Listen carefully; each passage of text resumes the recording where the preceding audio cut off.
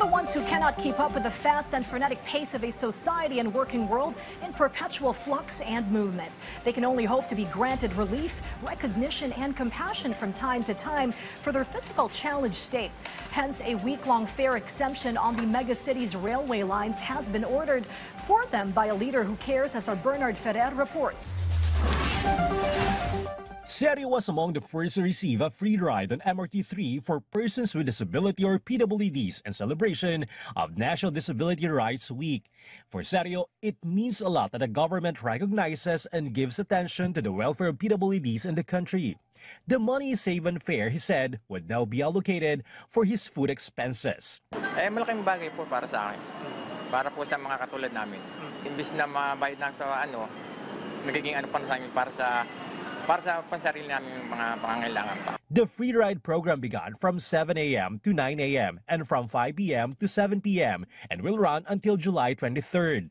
This initiative is in line with the directive of President Ferdinand R. Marcos Jr., which aims to ease transportation expenses and give importance to significant national observances.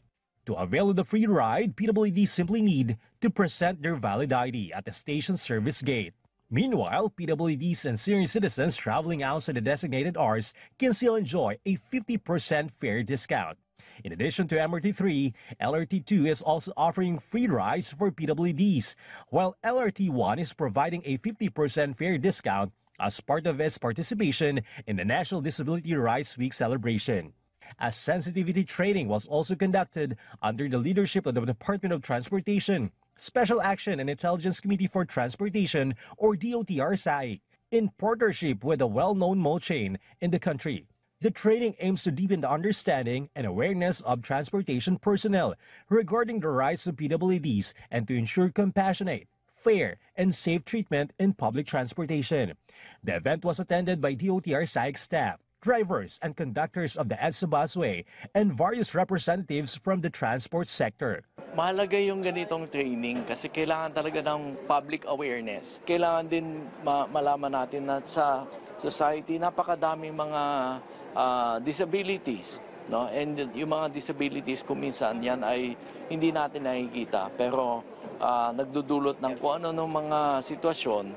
The sensitivity training was prompted by a recent incident involving a PWD who was beaten and teased inside a bus on the EDSA busway last June. Bernard Ferrer from the National TV Network for a new and better Philippines.